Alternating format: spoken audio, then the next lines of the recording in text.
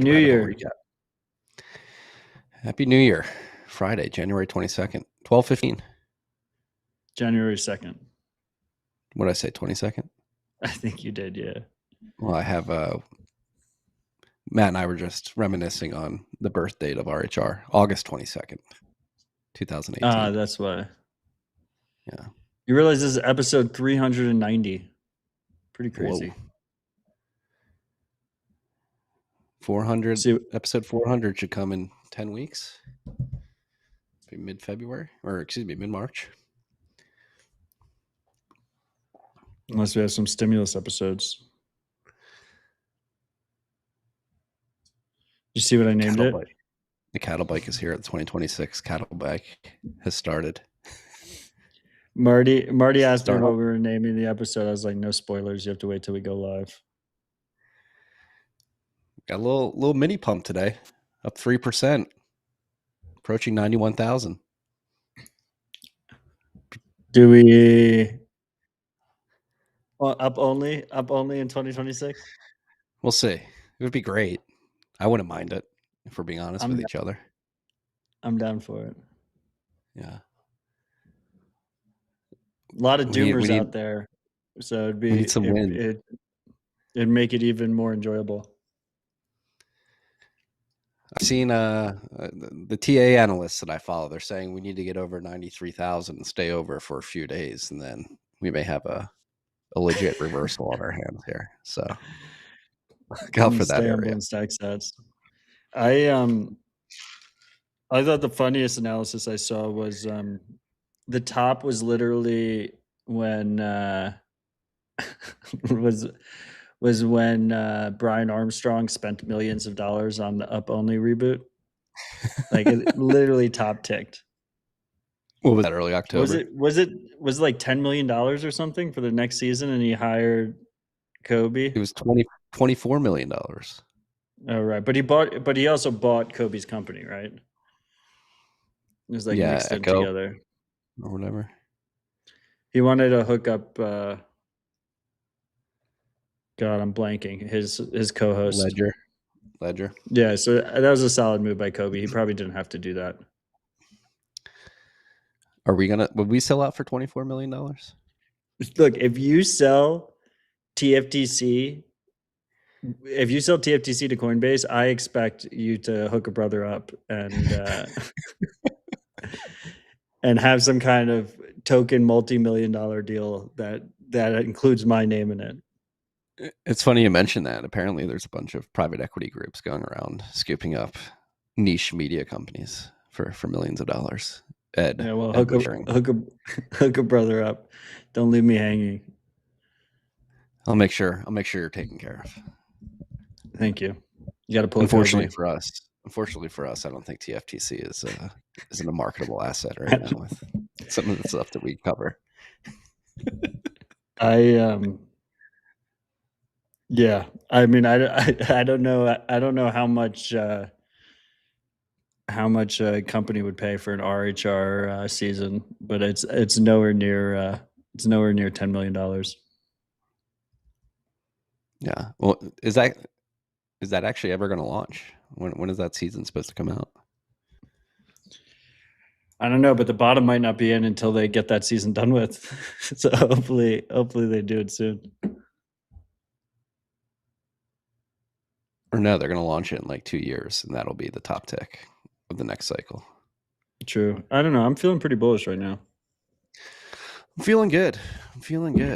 I think this has been a week of people recognizing that there are systemic problems with centralized control of the government, and so that's a good marketing for Bitcoin. Yeah, I mean, that's an understatement. Yeah.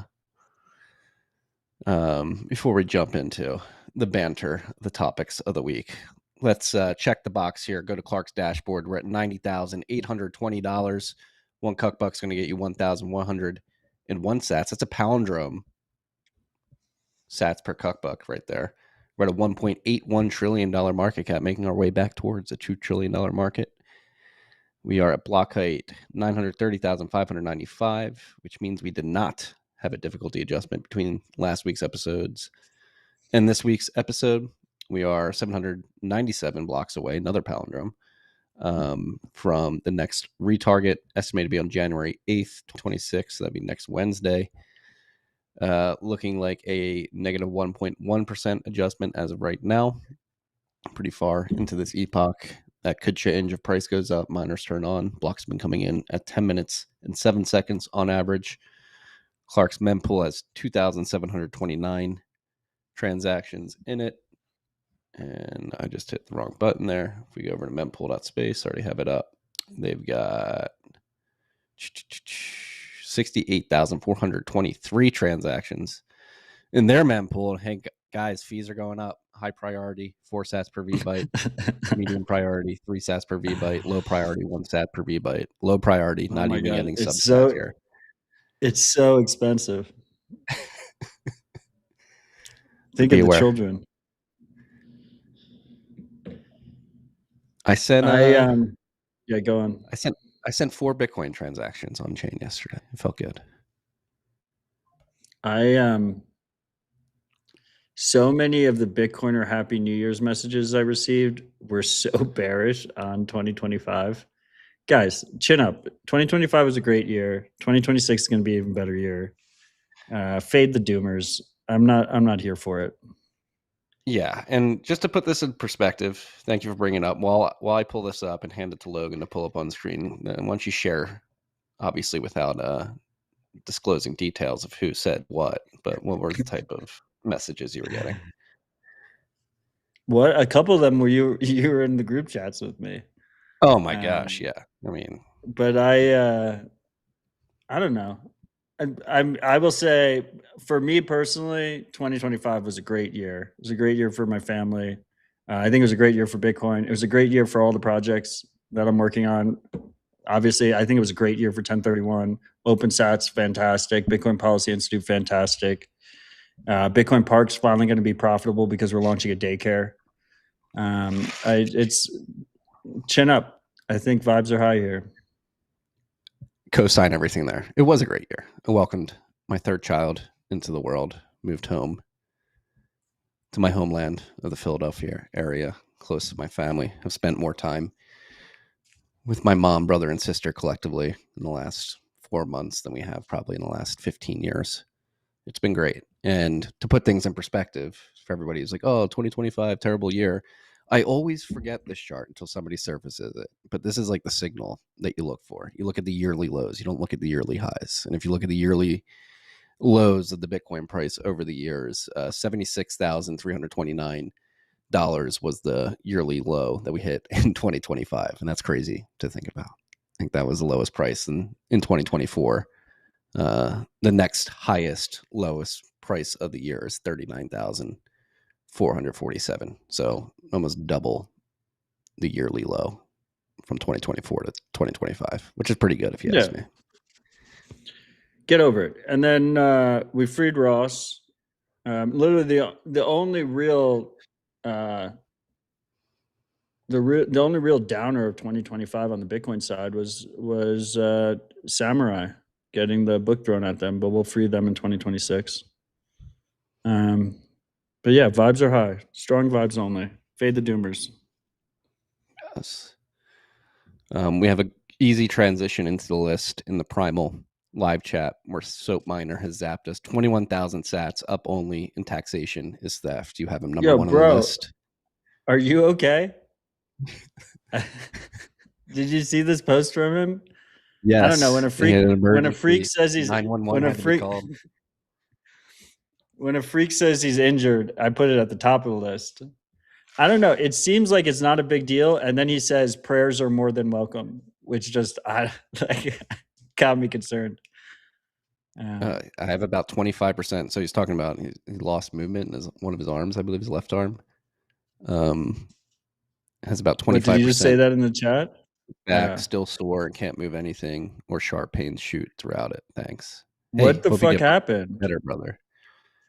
Was it a physical injury or something just out of the blue? That's what I'm curious. Hopefully. I mean, not so you said freak accident. It's got to be physical injury. Anyway, we got your back, SoapMiner. Hope We you got your get back. better soon. Rest Hey, up.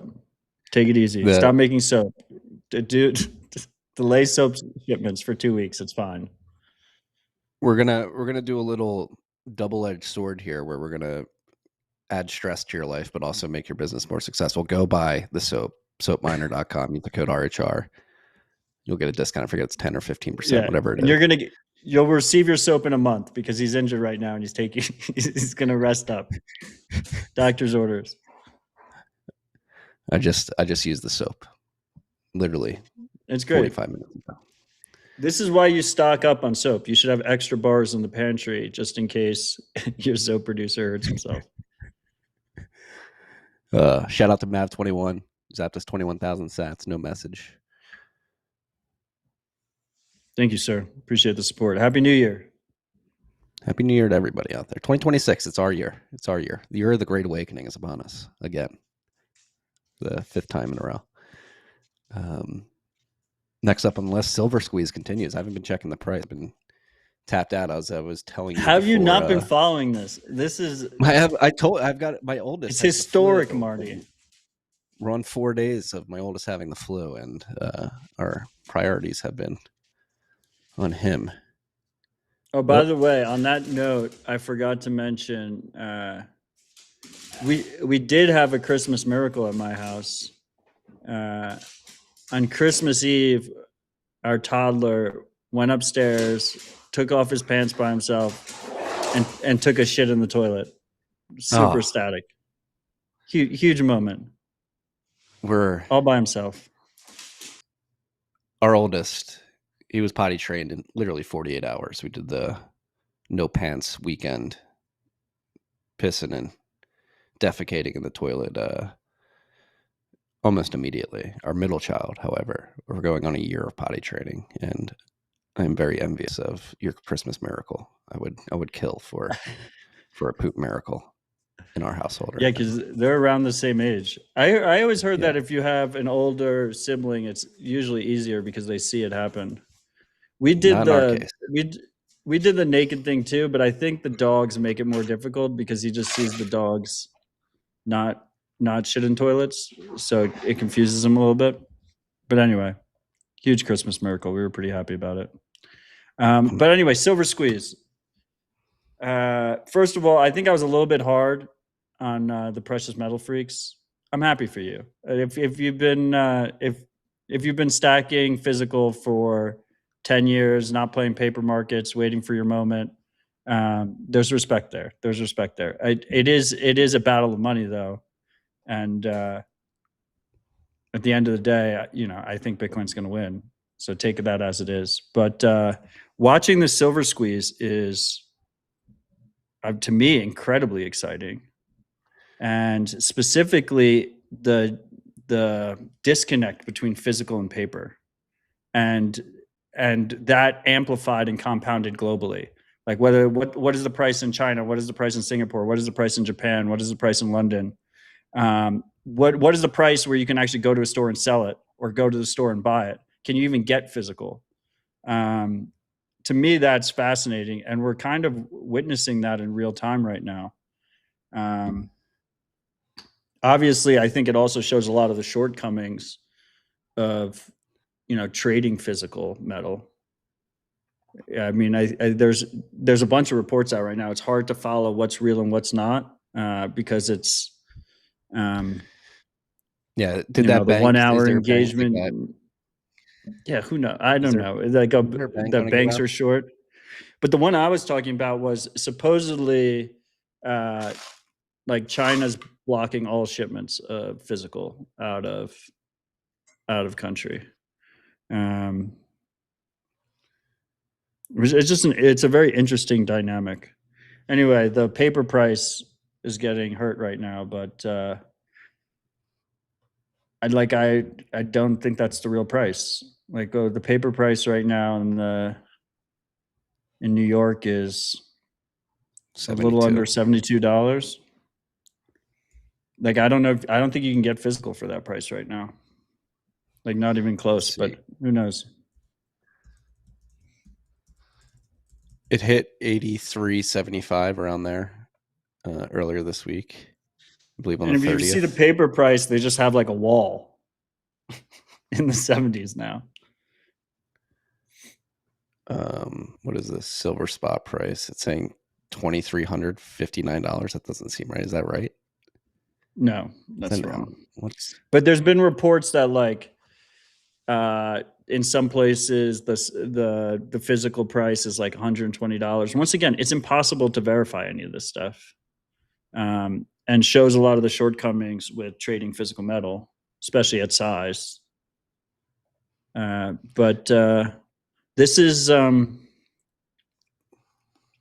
mean, if we're right, this is, kind of a look into the future of what could happen in a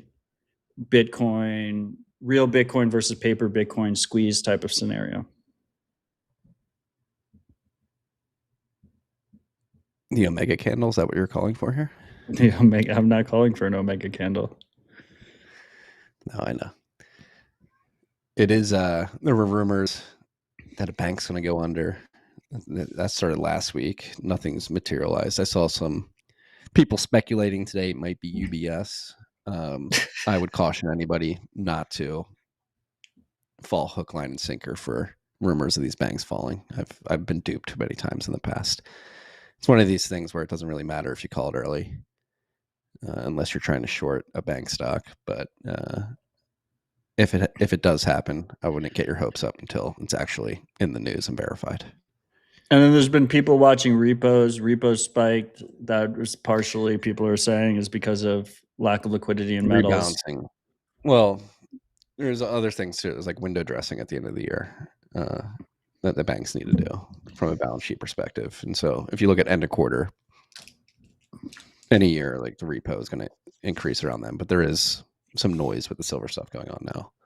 I think that's the big question. If repos still get tapped today, which we'll probably find out in 30 minutes, I believe, what that was like this morning, then that would be signal that there is a little liquidity crunch there. Anyway, I think it's fascinating to watch. So that's why I highlighted it. Yeah. We're cheering on the squeeze. We're cheering on the squeeze here at RHR. It's got like GameStop vibes.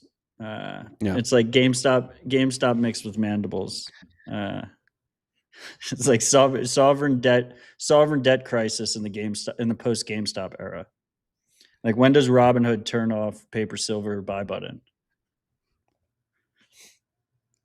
That'll be, I mean, if we're tracking GameStop, I believe that was in March or April of 21 when they did that. First quarter fireworks. Beware, freaks. Shout out to Sean, zapped us 21,000 sats. Zappy New Year. Clever what you did there. I see what you did there. A little punny joke with a zap attached to it to start the year. I want to be clear on the silver stuff too. Like Matt said earlier, I recommend buying and self-custodying Bitcoin. I think it's far superior to silver. But like I said, I'm going to cheer on the squeeze. I think it's good to see the monetary metals succeed. I mean, have you seen some of these flex posts? Like, guy's been stacking physical silver for 15 years and just is like a picture of him in front of all of his coins. Yeah, Like, I respect that. I respect that hustle. Shout out you. Yeah, shout out you. Next up on the list, we're going to shout out BitChat.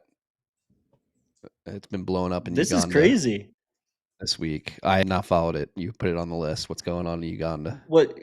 First of all, click his link. Click his profile picture, Logan. I think he's got over 2 million followers. So this guy's like the opposition leader in Uganda, and he expects fuckery to happen around the elections.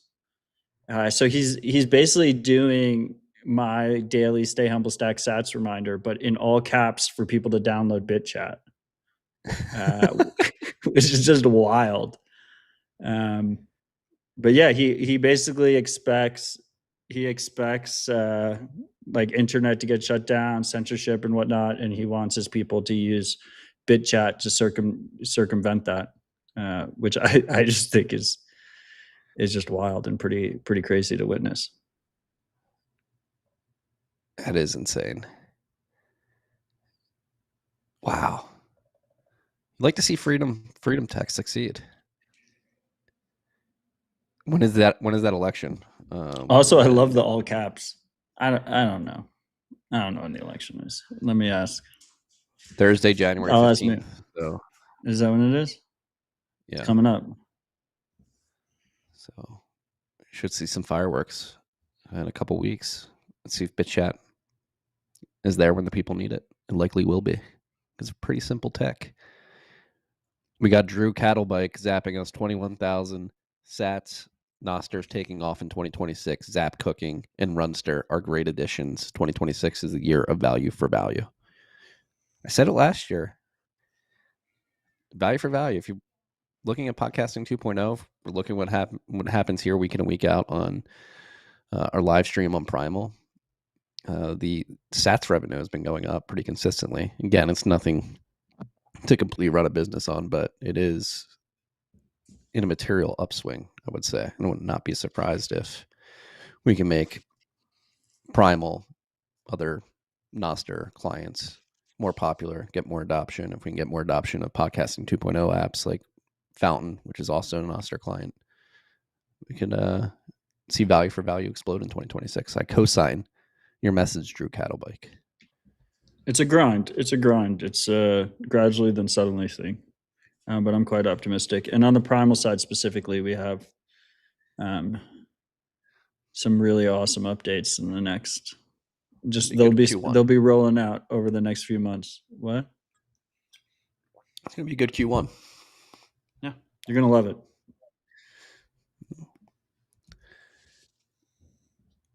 You know what else you're gonna love?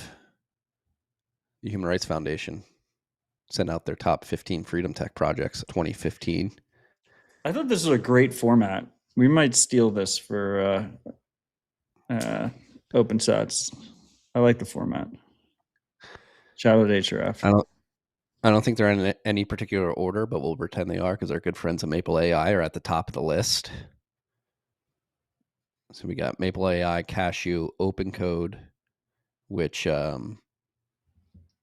Rob Hamilton and I were texting about earlier this week. He's big Open Code bull right now. Quidemos El Voto, Tollgate, Bidax, Vexel, BTC Pay Server, OG, getting some love. Shakespeare. Shout out to Alex Gleason. If you want a vibe code on Nostr, go check out Shakespeare. Arc. Very bullish on Arc as well. Silent Payments. Ban Axe. Terrible name. Very excited about silent payments. Yeah. Be so helpful for us with OpenSats payouts. Bitcoin aid for Myanmar, Routster, and Tondo. Lean into silent payments more. Why would that help you guys out at OpenSats? Do they have? Because we send to every month we're sending out about $1 million to around 200 grantees. And we need a fresh address from them every fucking month. If we just had a fixed silent payments address, then we could just take it from them once, not have to re-verify addresses every month. It would make our lives so much easier. And is this like an iteration of Bit47? Do you realize that we're verifying 200 Bitcoin addresses a month? Yes, I know. No, this is a different method to accomplish a similar goal that requires that doesn't require the notification transaction that BIP47 requires. The notification transaction is nice because it means you can restore everything directly from chain, and it works better with light clients. If you remember, we covered Craig Raw of Sparrow Wallet released Frigate, I think, which is a attempt at creating a performant silent payment server that's specifically geared to it because it requires a lot of on-demand scanning of the chain to see when you get payments. But yeah, it's really promising. Basically, we just need more wallet support now at this point. Yeah. And this is another thing, gradually then suddenly.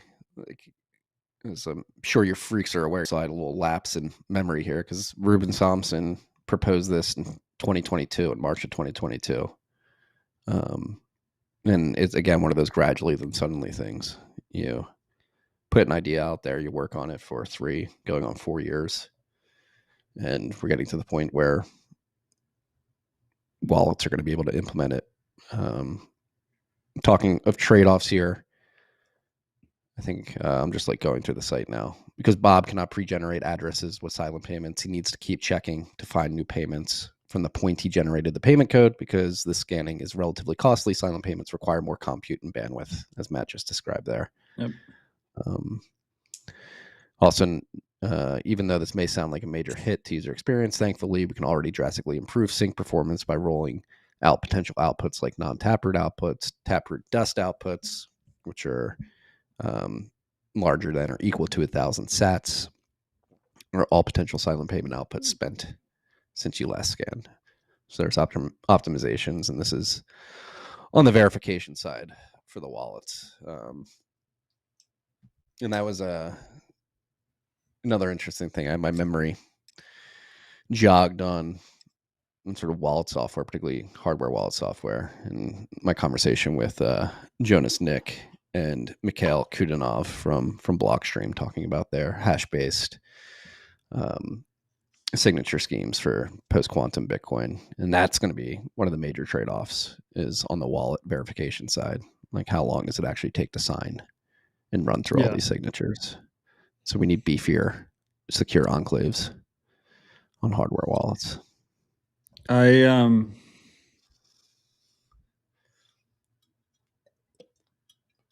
Yeah, I mean, look, I think that's part of the reason we don't rush into these things, and we make them opt in.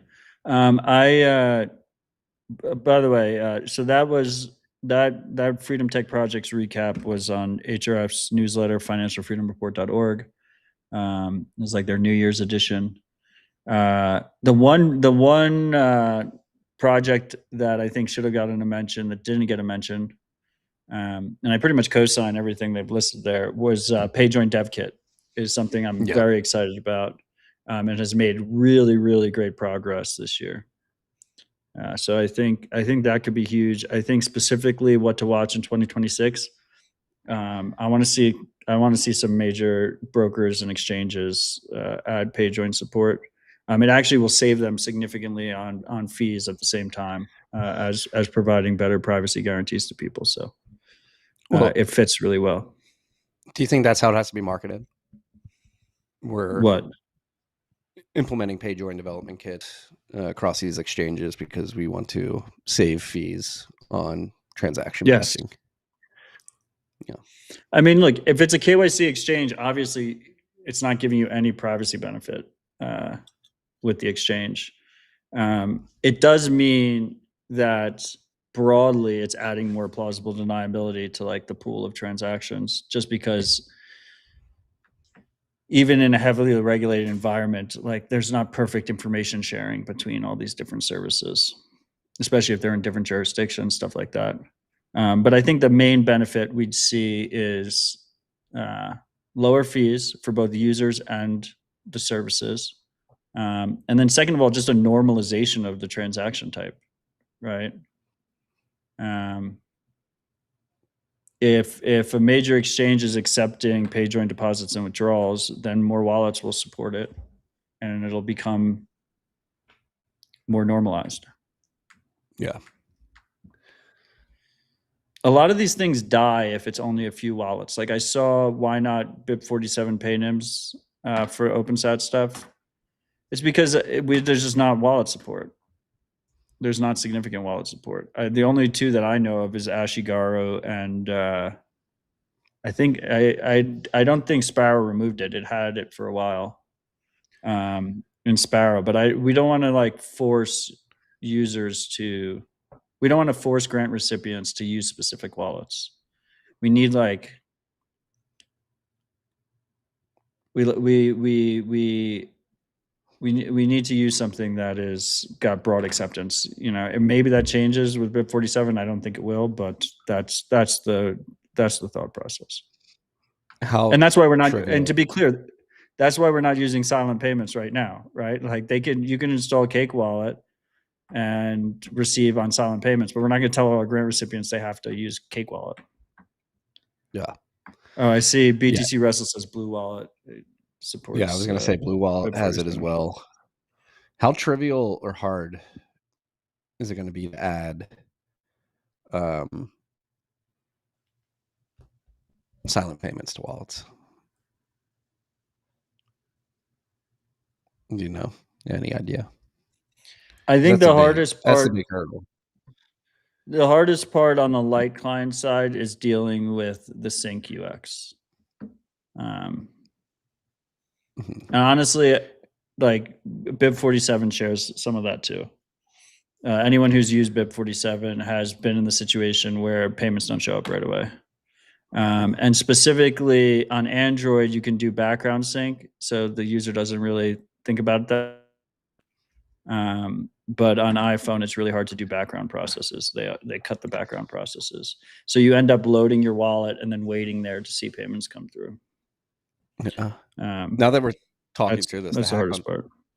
The hack on this is probably going to get it easily implemented via BDK, Bitcoin Development Kit, or something like that. Let's have BDK at silent payments as an easy bolt-on modular feature.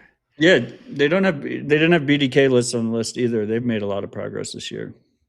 Yeah, there's a lot of reasons to be bullish. Fade the doomers. Fade the doomers. Highest, lowest price ever last year. Bullish. Moving along. Highest, lowest price ever.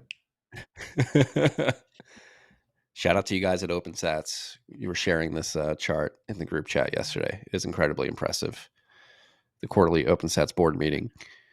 You guys shared your grantee growth per month, total grants approaching 400. We're sitting at like 345 right now. Where is that? Up and to the right. Up and to the right. The grind continues. Yeah, we'll release like a full 2025 year in review report. Gigi's been very busy, so I told him don't worry about it. Like we can get it out, this week or something. It doesn't have to be on New Year's. But we'll release a full report. But bullish as hell.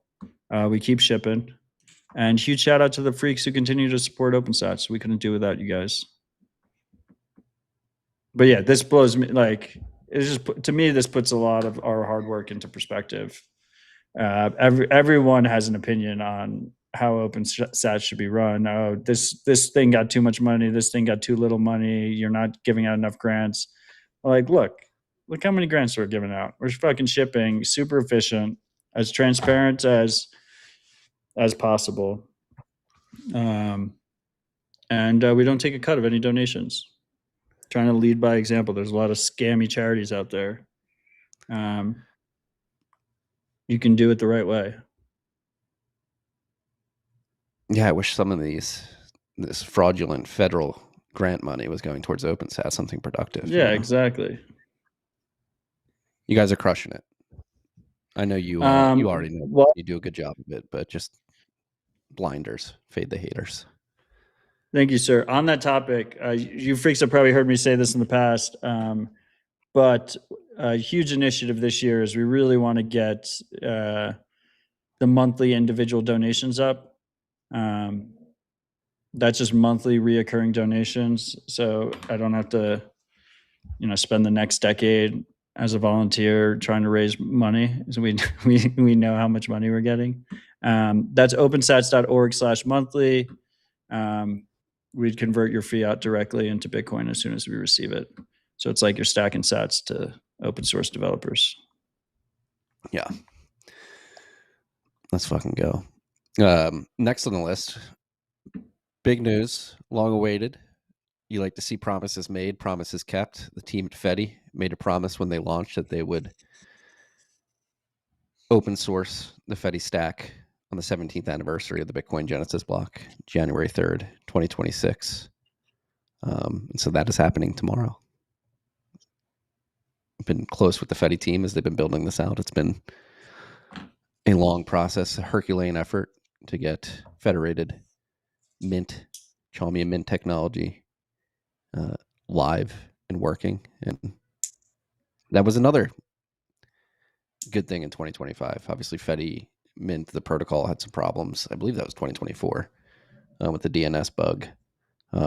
They fixed, and everything that I'm seeing and hearing around the Fedi mint protocol is very bullish these days. I absolutely love to see it. Yeah, to be clear here, there's two things, right? There's the Fediment open source protocol, and then there's Fedi, the for-profit company. Fedi, the for-profit company, their app has been closed source, and that will be open sourced as of tomorrow. The Fediment open source project is independent of Fedi, the company, and that has been open source the entire time. We actually just gave a grant to one of the lead maintainers, Brad. I'm not going to try and attempt his last name, but we gave him a grant out of OpenSats, long-term support grant. Particularly, one of the things I'm really proud of is the long-term support grants. I had Brad on Citadel Dispatch earlier in the year, CD 178 in September. Great conversation. But one of the key wins that they had is, I've long said that both Cashew and Fediment, right? So Cashew is single sig, Charmin eCash. Fediment is multi-sig, Charmin eCash. They will live or die based on how difficult it is to run the servers, because you need more servers and you need them to be able to be run anonymously. And on the Fediment side, you mentioned the DNS dependency, right? You need to have like a domain, and domains can get banned and put on spam lists and stuff. But also there was historically been a VPS dependency. And one of the things Brad's been working really hard on, and I think it's live, at least in beta form, is being able to just run a Fediment instance on your Start9 or other home server at home privately, which I think is absolutely massive. Which also reminds me, on the Cashew side, one of the projects that I'm very excited about for 2026 is Orchard, which attempts to make it much easier for people to just easily run cashew mints at home privately with like a really pretty UI on how everything is functioning and what's going on there. So big wins on both those fronts. Again, critical infrastructure necessary to make this easy. I've said it once, I'll say it again. I think Chaumian mints, whether they're launched via the Cashew protocol or the Fediment protocol, are the manifestation of Hal Finney's idea of a free banking system built on Bitcoin. There are obviously trade-offs, third-party centralization, custody trade-offs specifically, but I think the privacy and low fee benefits are pretty massive. And again, you don't have to put your whole stack in a Chaumian mint. But with that being said, the permissionless nature of these protocols, I think, is very undervalued.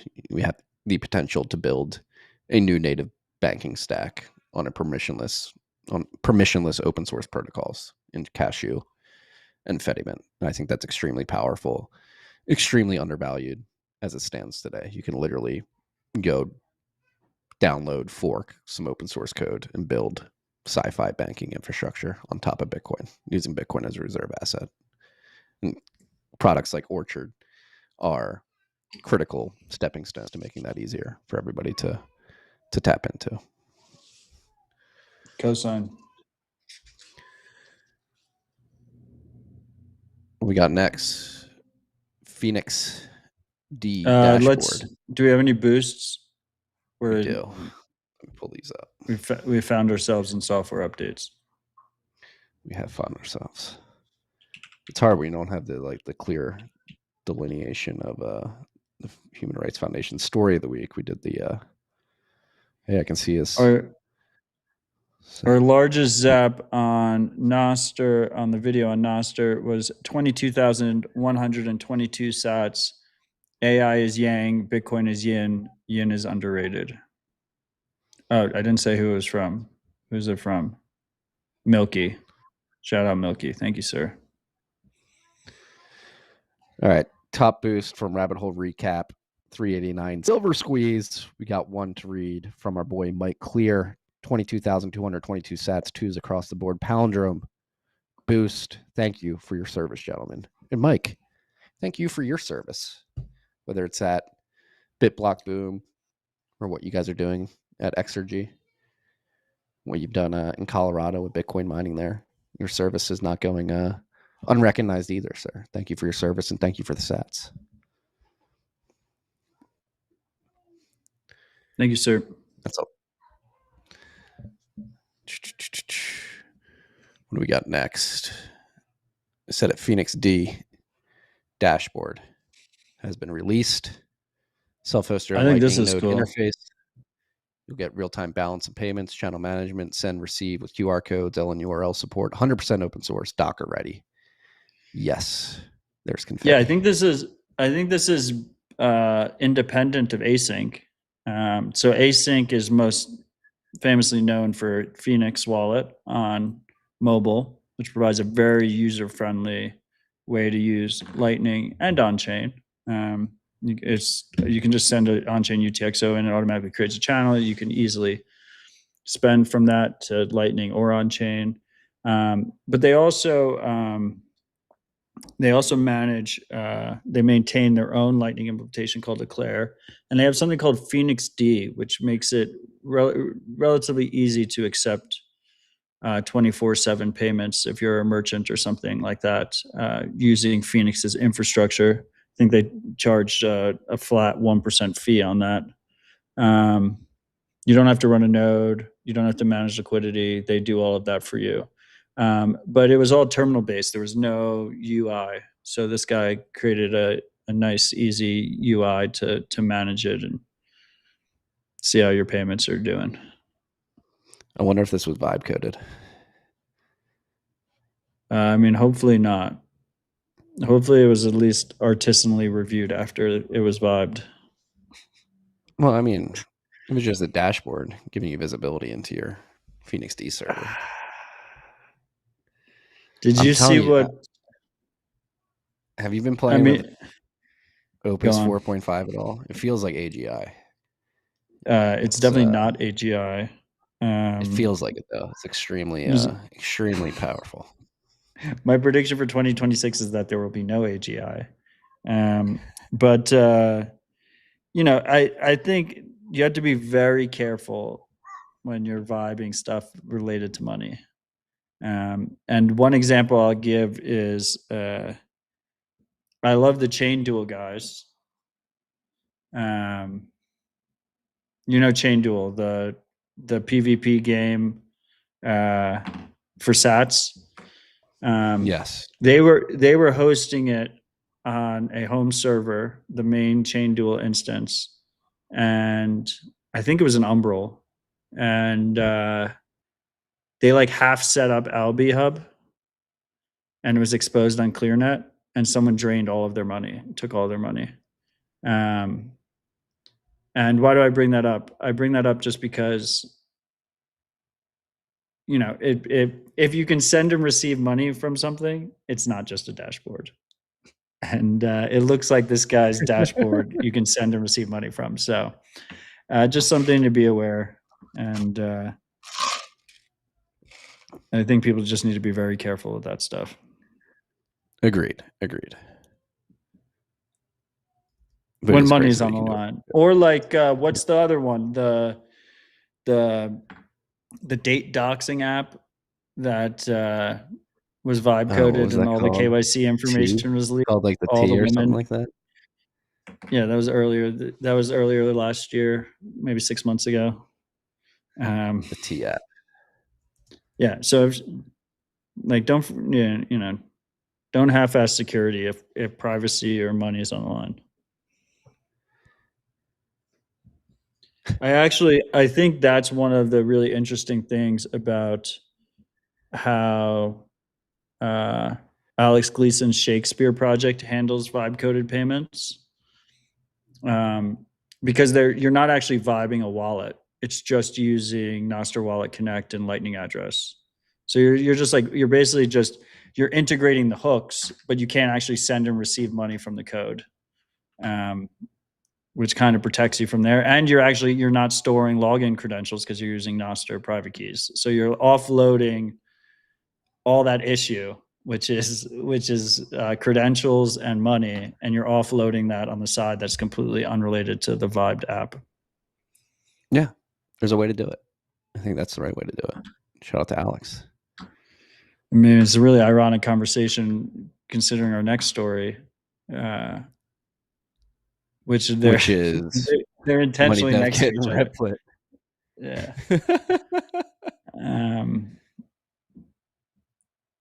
But I mean, this is pretty cool. I think it's awesome. Yeah, and I think Nick and his co-founder are awesome. I had a great conversation with them a couple of weeks ago. But Nick is former Block, and he went out on his own and launched his own company alongside his co-founder called Money Dev Kit. And the idea is, super easy, similar to Phoenix D, is like super easy integration of Bitcoin payments into your website or service without managing liquidity. I think they're charging a 2% fee, but don't quote me on that. But anyway, he's showing how easy it is to vibe up an app on Replit, and then just add Money Dev Kit to it. Hell yeah. I mean, it's pretty simple what they're doing, right? It's just simple API call. Yeah, I mean, I think in this case too, and I haven't tested this out, but my assumption here is that the vibe part is not actually touching any of the send and receive money. So I assume you separately are logging into your Money Dev Kit account to send and receive. So it should be relatively secure in that regard. Yeah. And with both Phoenix D and Money Dev Kit, the idea is that the user is generating their own private keys so that they're not a money transmitter, and that they don't have to do KYC on users. It's a beautiful thing. Infrastructure becoming more robust, getting easier to integrate Bitcoin into your everyday life, into your products. Shout out to Nick and the team at Money Dev Kit there. Moving on, this is a pretty interesting story broken on Nostr. It seems like there's an ongoing DDoS attack on Join Market makers where random Nick not serving Onion constantly sends order book requests through directory servers.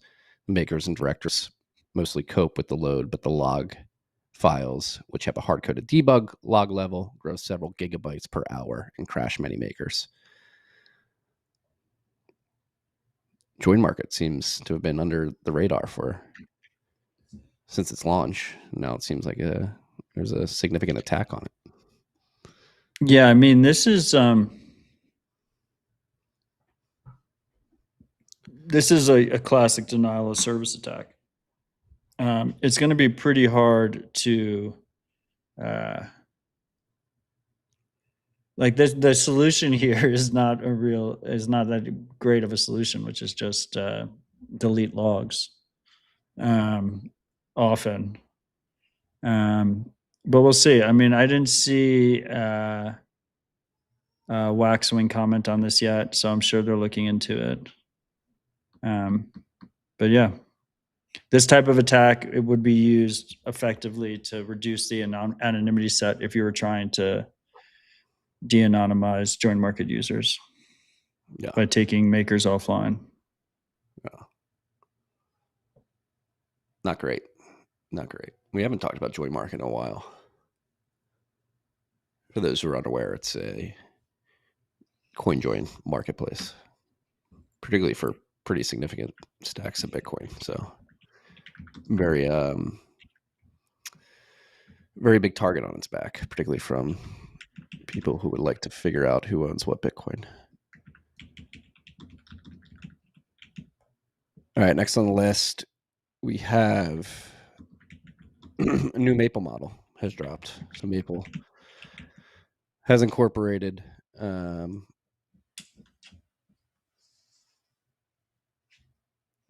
what is the K2 just launched. Apparently, Kimmy it's K2. outperforming GPT-5. Yeah, Kimmy K2. Frontier thinking, zero data tracking. Being GPT-5, Grok 4, and Claude Sonnet 4.5, which is pretty crazy. Open source models competing with top tier closed source models, which is an inflection point many people have been talking about and waiting for. So this is cool. So it's a reasoning Yeah, I mean model. it's fantastic. It works really well. I've been testing it out. Especially with the you combine this with the web search, really good. Mm-hmm. Strong. Yeah.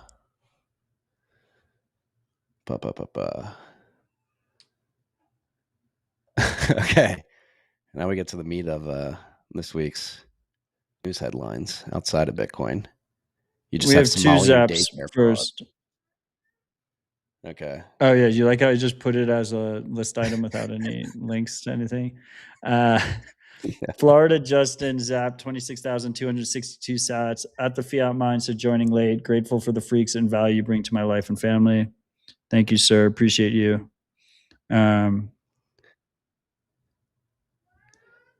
Sui Generous John, 21,111 sats. This is a de minimis, non-reported gift. Fuck the IRS. Through what's that say? Through Thupacycle. There we go. Thupacycle got me. Did you see what he said on our announcement post? No. I think let me see if our announcement post, he said, I plan to make you guys say really stupid shit for money. All right. You got me to do it. Sui Thank you for Generous your John. support. Appreciate you. All right. Somali daycare fraud. How do you want to start this? Holy shit. It's bad. It's really bad. It's such a betrayal. It's and it's been going on for a while, right? That's what I think is the most interesting thing of the last week is for some reason or another. I don't know if it was the way that Nick Shirley, the 23-year-old investigative journalist, man on the street, broke the news, and maybe it's just like the packaging of and the format of the content and combined with timing. But this has been going on in Minnesota for at least 7 years, probably more. I mean, there was investigative reports in local news stations in 2018. I think I saw one in 2016 too. Obviously, many people have already been indicted and charged with fraud as it pertains to this particular daycare loophole that the Somalian community in Minnesota has seemed to be exploiting pretty aggressively. But there's definitely tapped into a zeitgeist, and people are rightfully pissed off. Yeah, I mean, first of all, I love the Zoomer Boomer alliance.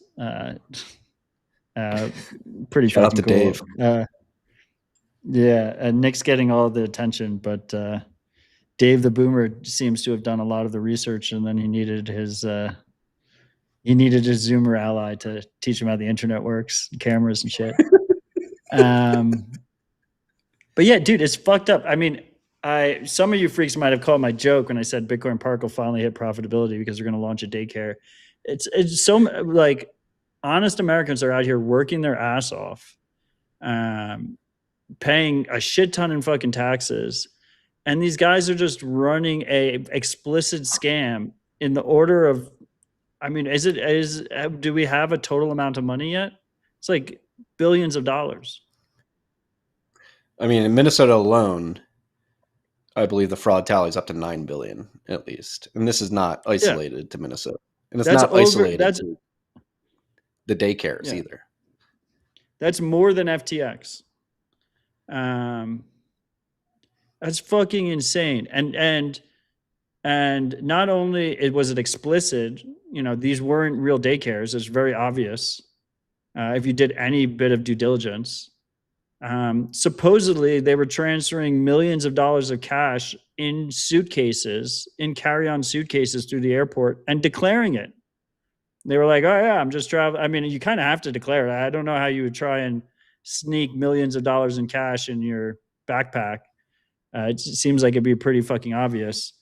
Um, but there must have been so many people are complicit in this. Like, there's no way that this happens under the radar and no one realizes. Well, I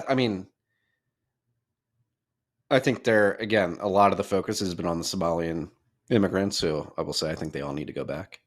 But they did not do this alone. They did not come here from Somalia and figure out how to exploit these Medicaid loopholes to get all this money. Like, there were people on the ground, 100%. NGOs, legal advice. Like, there are puppeteers above these Somalians who orchestrated and architected all this infrastructure and basically gave them the white glove service to exploit this. And it's becoming very clear that a lot of these daycares and the other fraud that they're doing is like travel services for old people, where they're buying cars and not actually taking people anywhere, but getting a ton of taxpayer money, and they're funneling it back to politicians. And I think and that's the other thing too.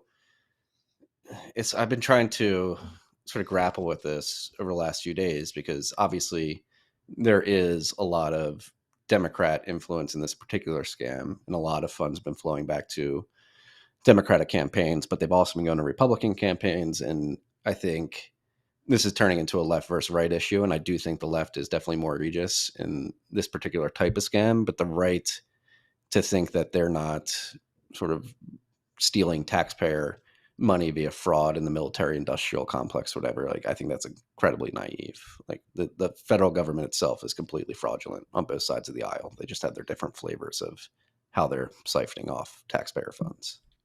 Yeah, I mean, I wouldn't be surprised if over half of all government spending is fraud. It's just a staggering amount of money. And I think we're already starting to see the early signs of people seeing this in other states. As you said, not just daycares, not just Somalis. I mean, I think the Somali community, specifically in Minnesota, is particularly egregious. And anyone even kind of associated with it should be deported. But I think this is way worse than just that at the surface, and it's definitely both sides.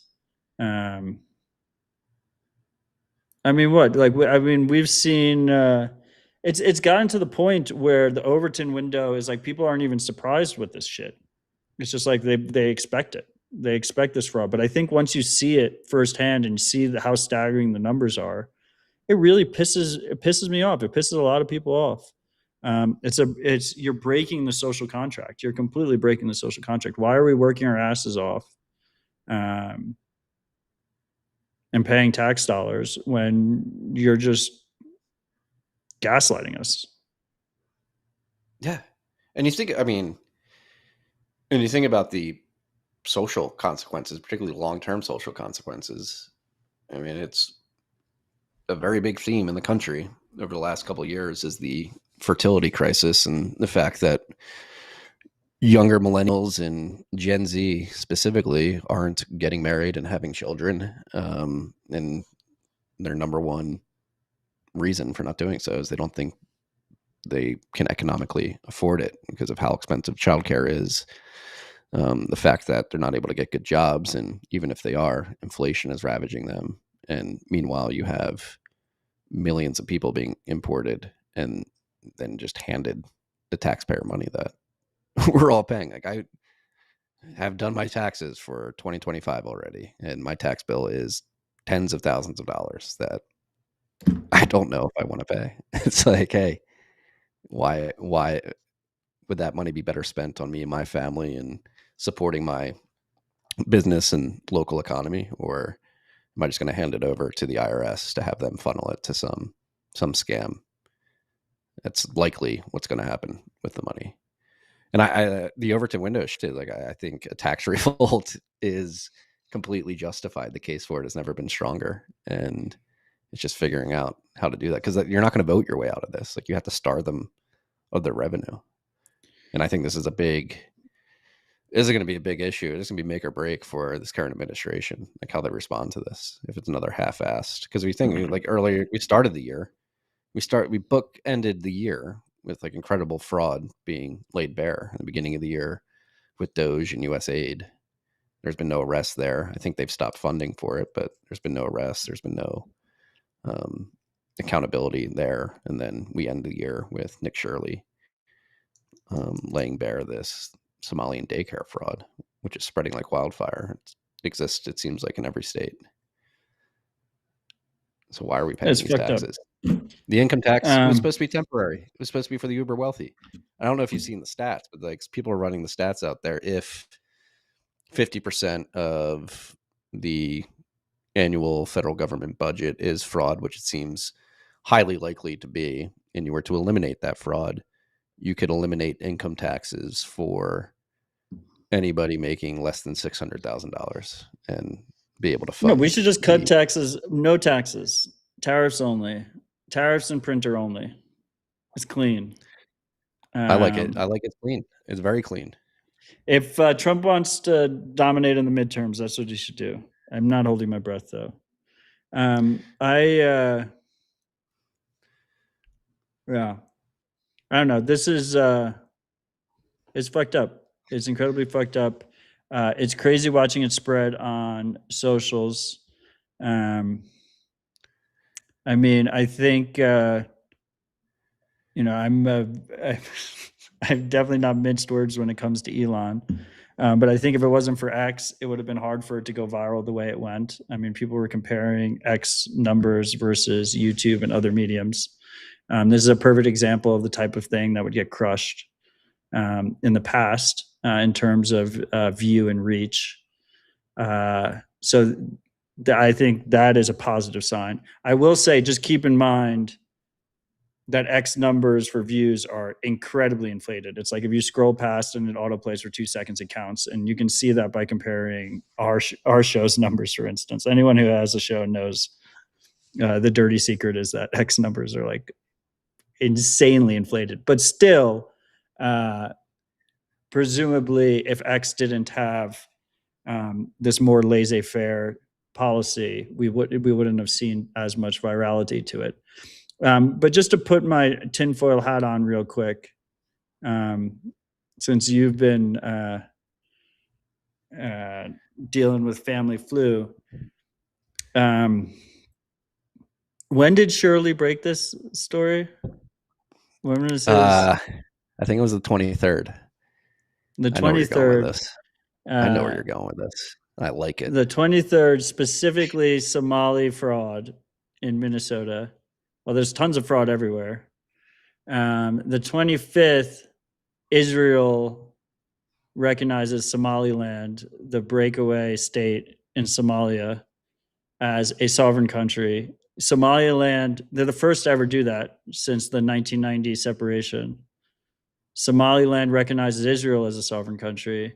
Israel agrees to build Israel gets permission to build a military base on their coast, which is like perfectly geopolitically aligned with the Red Sea entrance, right across from Yemen. Like, I love playing Civilization. Like, you want that primo spot for a city. Just drop a naval base right there.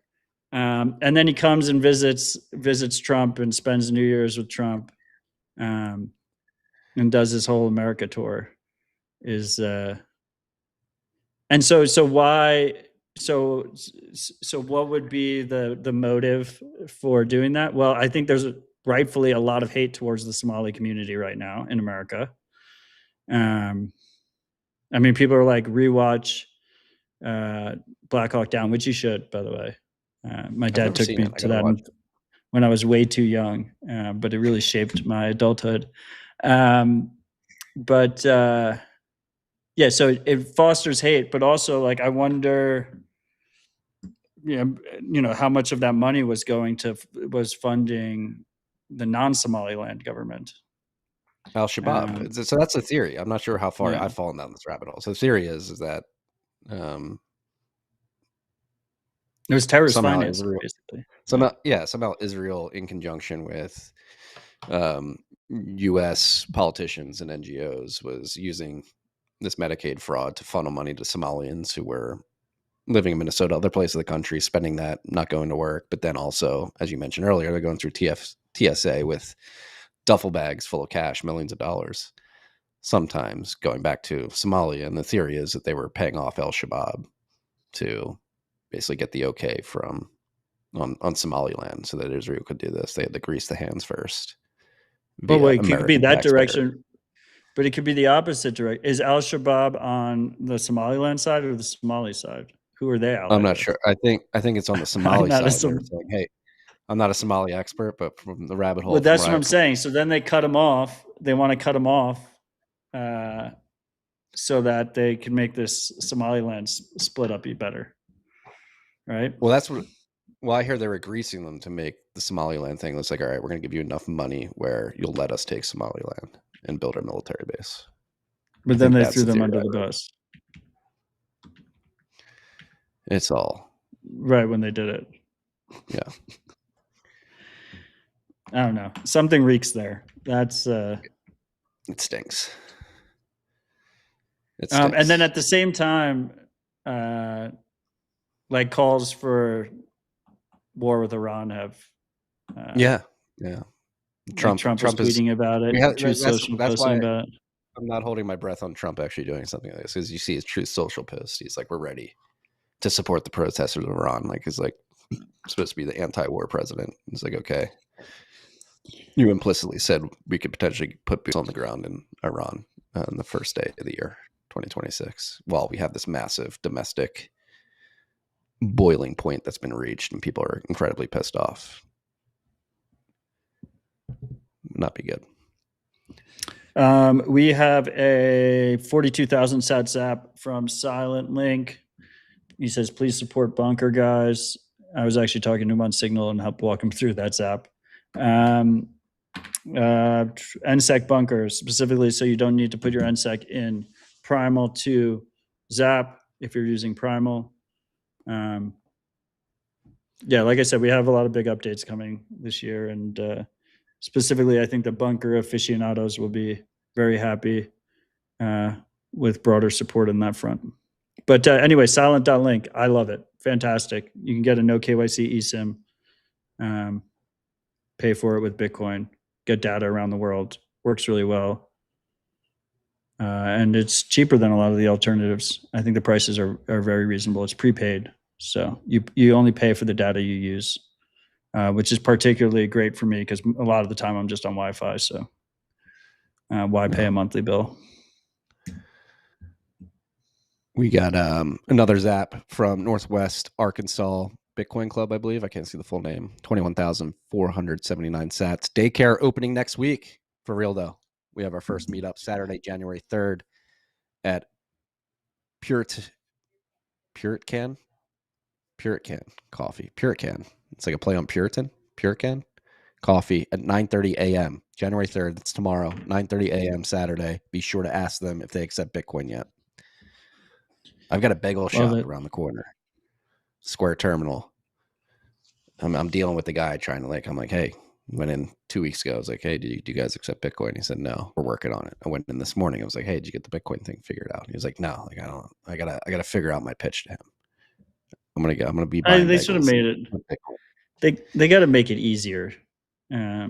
Specifically, like if the user doesn't want to, if the merchant doesn't want to keep the Bitcoin, they just want dollars. it shouldn't require like some kind of admin setup. Like it's just dollars anyway. But yes, the product's relatively new, so they'll turn some knobs, pull some levers, and make it easier and better to use. By the way, on the silent on link thing, I think if you use code RHR, you get a discount. When in doubt, just put code RHR into places. Yeah, try it everywhere. Amazon, whatever it may be. Props where props are due. You're just shitting on the federal government, but give props where props are due.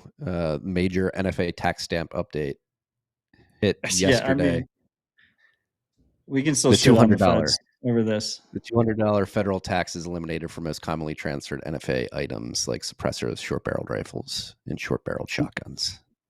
To me, this is both one of the big wins and the big misses of this administration. The win is that you no longer have to pay $200 to register an SBR or a suppressor, but the loss is that they're still requiring an unconstitutional list and registration of people that have them. Otherwise, you get thrown in jail for 10 years. Or if you're the Weavers, you get killed over it. So, I mean, that list is unconstitutional. Hopefully, this is a next step towards that, because the argument historically since the 1930s has been, oh, it's not unconstitutional because it's a tax. But now there is literally no tax. Anyway, it's been crazy. If you've been watching it, that went live January 1st. And I guess unofficial numbers have like 90,000 submissions or 100,000 submissions. People are like submitting potatoes and like oil filters and stuff because there was an inadvertent spam filter basically because you had a $200 payment that you no longer have. So people are just like registering like 100 different items at a time. So it should be interesting to see how they handle that. But it's kind of wild to witness. Which is why I had it on the list. You love to see the trolling of the American people to their government. We still got that. We still got that fight in us. We talked about it last week. Some updates here. China cargo ship war picking up. You can see that I was a little bit tired this week, so the titles of my list items are kind of phoned in. But two things. First of all, I saw a lot of takes like, "Oh, we'll just cut out all the ships.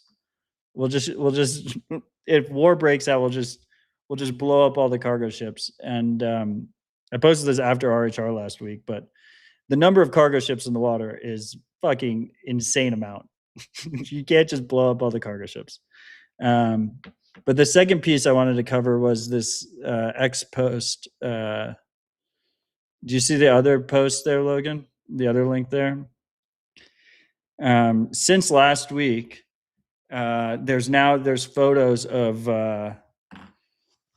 them putting, those, how our aircraft carriers have the slingshots that like launch the planes quicker on a short runway.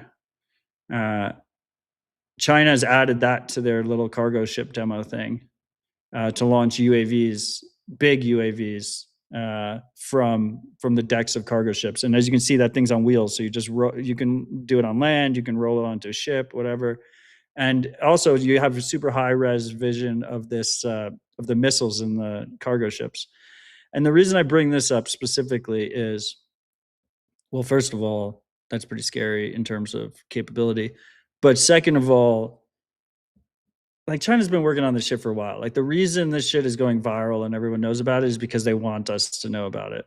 Like that is the technique here that's going on. So just be aware and keep that in mind when you're thinking about this stuff, is that, China obviously wants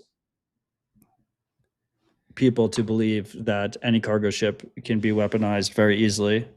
And that's why we know about it. It was very reminiscent of the U.S. and the Allied forces strategy in World War II. Remember, they set up the fake tanks and stuff on the one island. Yeah, but those were like inflatables. Yeah, as like a diversion. I mean, if you look at those UAVs, they look like inflatables almost. They're like wrapped in. No, they have.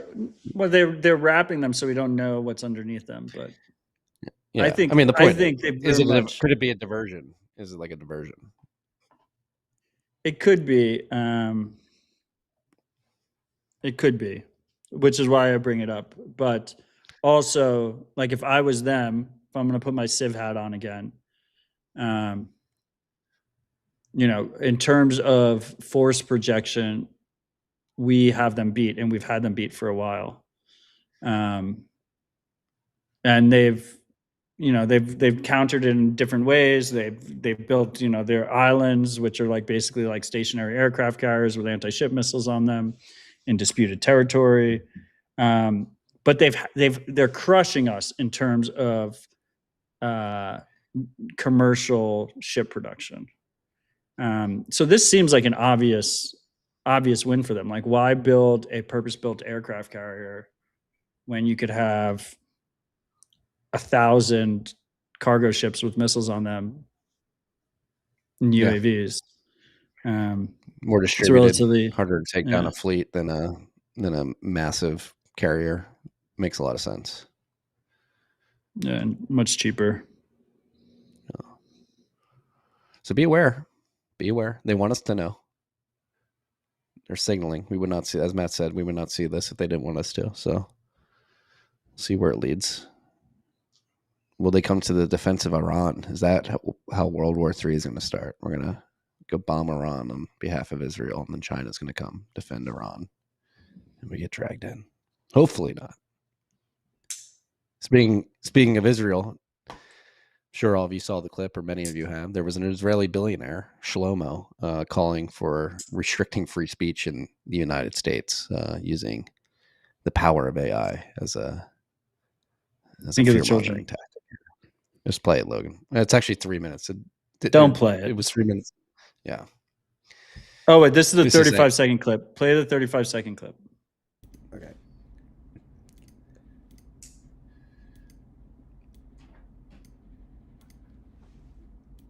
We can't hear it.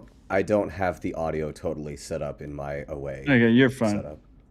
You're fine. But anyway, he basically just said, I got the verbatim quote here. I know it's difficult to hear, but it's time to limit the First Amendment in order to protect it. retarded. This is No what we're up pushback from against, the freaks. CNBC stooges. And Logan, pull up that. I know you can't play it either, but I mean, this is, again, bringing it back to Israel. I think that's one thing that went under the radar in 2025 was these anti-Semitism free speech laws that went into effect, I believe, in Florida, maybe Texas as well, which are supposed to be bastions for freedom. But there really is this attack on free speech and the First Amendment here in the United States. And particularly as it pertains to, and they're using anti-Semitism as the scapegoat. And this guy, who I believe is the Attorney General of Florida, said he's standing against the First Amendment, saying you don't have the right to harm other people with your words and to say things that have negative meaning. It's completely insane that you have. He's either the lieutenant governor or the attorney general. I forget which one exactly. But they're coming for speech here in the United States. They're coming for the First Amendment. And Yeah, I mean, want to be clear, yeah, go on. you can't harm people with speech. People can get offended, but that's an indictment on their relatively thin skin, if you will. As long as you're not inciting violence or anything like that, you can say whatever you want. Yep. And to be clear here, the Israeli billionaire was not. He wasn't really going. He wasn't using the hate speech angle, which was interesting. It was like He's using AI. AI and deep fakes and like inciting mob tactics and stuff because of AI. Like AI, it was like an AI safety argument. Anyway, it comes in many different shapes and sizes, but this has been a constant fight. It will be a constant fight. And yeah, I mean, I think this is why tech like Nostr is so important. Yeah. Incredibly important. Freedom tech. It's going to win at the end, freaks. It's going to win in the end. You got to keep building it. On the topic of AI safety, the next story is about Grok basically going ham on Trump being a pedophile on X these last few days. Did this hit your radar? Yes. I didn't see this one of Xi Jinping, but I have seen the trend of people asking Grok to remove the pedophile. I saw With one a picture of Trump. I saw one of Trump and Bibi. It was paint the pedo's face black and the war criminal's face red. Yeah. And they painted Bibi red and they painted Trump black. Yeah. So, I want to be clear. I don't think the people leaning on the Epstein stuff, like I don't think there's convincing evidence, at least to me, that he's a pedophile. I'll be clear and say that. I think he probably is, and I think it's probably crazy. I think it's a little bit crazy how normalized that thought is. He's the sitting president of the United States. I mean, look at this tweet. This tweet has 8.4 million views. We already said views are overstated on X, but still, it's a staggering amount of views, and it's pretty much just people like, "Oh, wow, like Grok is based and saying it as it is." I mean, this also goes hand in hand, by the way, with like, I'm kind of curious on your opinion, like Grok basically like undressing ladies in the comments. I haven't seen that. Have you seen this? No. They're like, they're just putting women in bikinis. Which, I mean, I think is an interesting, first of all, I think it's being used in a harassment role, but I think it's an interesting thought process because I think that's the world we're going to, and bikinis is like the step before, fake nudes of anyone you want, which is going to be, I think, a hard thing for society to grapple with. Yeah, it's going to be sovereign individual predicted this. The ratio of signal to noise is going to be insanely low. There's going to be very little signal and a ton of noise that you have to develop the mental fortitude and capabilities to filter. It's not going to be easy. On the Epstein Trump stuff, I asked the freaks to send me any deep dives they had on the Epstein list last week, if you remember. And one of them sent me this website, epsteinsecrets.com. Logan, can you pull it up? It's pretty crazy.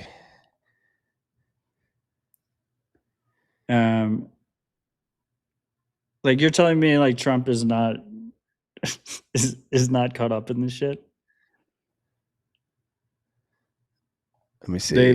They have him with 3,000 connections. So this is like the meme of Charlie from Always Sunny with like all the the wall Pepe with Sylvia. Like all the lines moving, all the lines between people or whatever.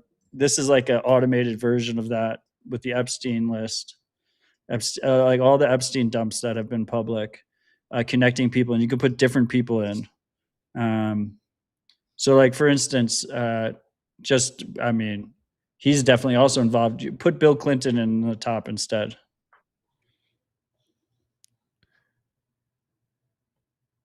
I think if you go to dashboard, he's like, no, go to dashboard.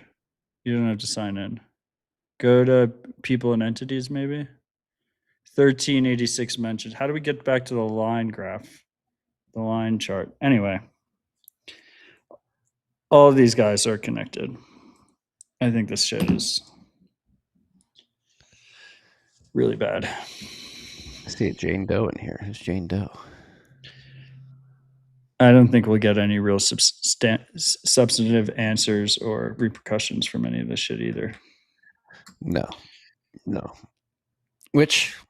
Oh yeah, look at that. Look how crazy that is. And by the way, that's no, you can't vote your way out of it. Stop paying taxes. Save your money in Bitcoin. I mean, it is like, we laugh because it's like, oh, we all know. I mean, we've talked about this many years in the past. We used to get very uncomfortable when I would bring it up. It's like, hey, like, what is the only other way? Like, what is the logical thing here? It's like can't vote your way out. Both sides are corrupted. They're literally taking our money, stealing it from us at gunpoint, and handing it to frauds. They're importing people from around the world who do not share our values and do not respect our customs or norms or our communities that we've built over the course of centuries, and they're quite literally pillaging the country. Like, what are we to do? I think the only logical thing is to cut off their revenue, and I think there are people taking this seriously. So I will say on the record that I have paid a shit ton in taxes. I continue to pay a shit ton in taxes, and I encourage the freaks to I know pay their taxes. This is a hypothetical. I'm just saying. I'm just trying to explore the. It's hypothetical in Minecraft. I'm just exploring the problem space of like what do you do? Look, the fucked up part is all taxes are unconstitutional, and they have a gun to our heads, and they're going to make they've made examples of people that have gone against them. They will continue to do so. It's incredibly fucked up, and under those auspices, as someone who really cares about his family, I'm not going to encourage anyone to do a tax revolt. But I mean, I think what can be done, and it's an interesting game theory there. I mean, we give Peter Schiff a lot of shit, which he deserves, but his dad, I mean, fought taxes on constitutional grounds, and he died in jail for it. So there's a game theory there in the beginning if people are trying to push in this direction. I mean, I'd much rather see just taxes get abolished. Same. Which I support. But I mean, look, the U.S. government is surveilling people's $600 Venmo transactions, and then paying out billions of dollars to fake daycares in Minnesota. Like it's treasonous, is what it is. But meanwhile, we have guns to our heads, and that's the scenario we're operating under right now. Yeah, it's almost like we're open air prison slaves in a large country. Do your work. Yeah, I mean, give us our 40% and go about your day. Stop complaining. I think it gets even more bleak when you combine that with the big tech stranglehold on our digital lives and how intertwined they are with big government. I mean, someone was critiquing Mandibles Then Bitcoin Standard because they said, no, it's more like 1984 and Fahrenheit 451. Yeah, it's little pieces of all this shit. You know, they got you addicted to scrolling, not paying attention, moving from one thing to the next, pumping everyone with drugs, over-medicated population, shitty fucking food, burning books, rewriting history. Like, it's a combination of all this shit. Mm-hmm. Telling you not to believe your lying eyes. That's the other, like, the Nick Shirley thing, the whole, I mean, it's so, that's the thing. That's the other thing. Like, we're at this weird inflection point too, because the reaction to the Nick Shirley video was so predictable. I mean, there was many people like, all right, here's what CNN and NPR and all these mainstream media companies are going to do. They're going to, number one, attack Nick Shirley and not actually cover the fraud happen. They're going to investigate themselves, and there will be press conferences with a bunch of Somalians with kids that are supposed to be attending the daycares that's saying, yeah, look, we're doing it. It happened. Do you see the one guy, the one Somalian who was like, yeah, someone broke into our daycare and stole our documents? Took all the records. Who does that? Like, that's not a real thing. People don't steal documents from people. He was wearing $2,500 glasses too. And then there was a Somali woman like in her burqa, but she had like a 5-carat ring on. Like, we're running a legitimate business here. It's like, you guys can't. Did you see the one of the Somali woman who was clearly reading a pre-prepared speech, and one of the lines was "fraud is bad," and she was so confused why it was in there that she just like freaked out and walked off stage? She like started crying. Clown world. It's so bad. It is bad. I might need to go have a beer about it after this week. Shout out to Pseudo Carlos, excuse me. Longtime OG freak, maybe number one freak in terms of minutes of this show listened by one listener. 21,000 sats. No taxes. Who will build the roads? I will build the roads. If I have to build the roads to avoid this humiliation ritual, just paying taxes so that my money just gets funneled to overt fraud, I will learn how to build roads, Carlos. I'll build your road for you. I will say that, first of all, I think private enterprise is more than capable of building roads. I know Pseudo Carlos knows this. But I also, I think there's a little bit of nuance to my thoughts around taxes, which is that like the more local you get, the more reasonable they are. The particularly egregious ones are the federal taxes. But like if you're in like a small town USA, like the local government's governing over, a couple thousand people, there's way less room for corruption there. And as a result, I think those types of taxes are more ethical, and you can easily move, right? You can move to the next town over, move to a different jurisdiction. As you get bigger, it becomes more coercive. In the US, we have an exit tax, so you don't have the free movement of capital to vote with your feet. States, it can be very expensive to move between states. Some people are just not financially able to move between states. We're seeing California, for instance, right now, they're going after billionaires, and a bunch of the billionaires are moving out of the state. But there's a lot of people that can't afford to move out. They're stuck. Their job can't go remote, and their house is illiquid and where most of their net worth is, and they're stuck. Yeah, I'm happy you brought up California, because there was a great tweet that I'm trying to find. Hopefully we can pull up. But another thing too is like our billionaire class, like, let's not pretend that they're without any blame. I think we have the worst wealthy elite in human history in terms of taste and actual civic duty being recognized and people actually leaning into it, instead of like Henry Ford and Rockefeller, who spent their wealth to build up their dominion, their locality. We have Bill Gates spinning up the Bill and Melinda Gates Foundation to force vaccinations and kill all the cows across the world. And that was, I'm looking they for buy up all the farmland. Yeah. I've retweeted so much. If you've been following me on X, you'll know that I'm very pissed off about this fraud and just been mass retweeting anything talking about it. But there was basically a tweet out there that the worst thing that could happen in California, the state government specifically, is if the billionaire class basically stood up and said, "Hey, we'll fund a bunch of this stuff. We'll build this high rail system that you've spent $17 billion on, but haven't laid a foot of track yet." And I think there is some onus on the wealthy elite in our country to step up and begin funding this stuff outside of the purview of the government, instead of like, Bezos, what are you doing with your second wife in Turks and Caicos at like a napkin club?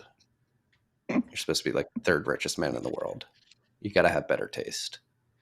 We need billionaires with better taste. Did you see the Cloudflare CEO? No. His New Year's post? What was he doing? Let me see if I can find it. Everyone's like, now we know why the outages are happening. Well, in California, I mean, while you're finding that, like in California, the state audit committee just uncovered $70 billion worth of fraud across Yeah, that I mean, look, high-speed rail and a bunch of other things. And now they want to put a 5% wealth tax on billionaires. It's like, what are you going to do with this money? Like you've proven that you're no, they're completely just going to inept. waste it. That's why I do think, like, yeah, like you should look, you should stand up for your community if you have the means. But California, I think, is too far gone. Like, I think specifically in the California case, you have to cut off the spoiled child and you have to just move. You have to cut them out. I mean, I don't know. Like, I don't know if you saw like Ro Khanna like fighting with billionaires on X. It's like the time for arguing is over. You just move. Logan, pull this up. I know you're not going to have sound, but I don't think you need sound.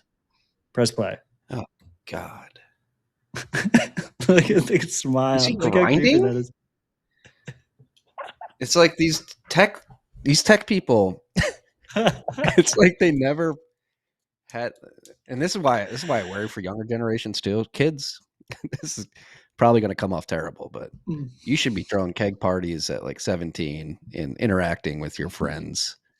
Obviously, taking Ubers to wherever you're going and not drinking and driving. But like it's like these people never had fun when they were teenagers, like good old fashioned fun, and they're trying to relive it in their 50s and 60s.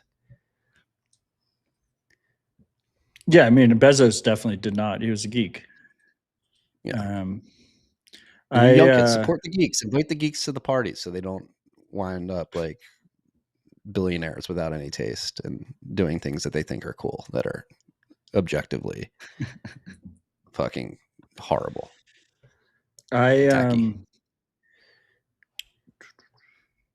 Yeah, I mean, I think it's important to realize here that Cloudflare is basically an extension of the government and operates a mafia-style business where they take down your website if you don't use them and put them in the middle of all your traffic. So I'm not too surprised. I mean, his PR guy is probably like, "What the fuck are you doing? Why'd you post that?" But yeah, they can go fuck themselves. Yeah. And just Marty, a really creepy video. Yeah. All right. First rip of the year. I think it was a good one. Yeah, I want to be clear. Vibes are high. We need freedom tech more than ever. So focus on what you can change. Build up your local communities, raise strong families, opt out with Bitcoin and other freedom tech like Nostr.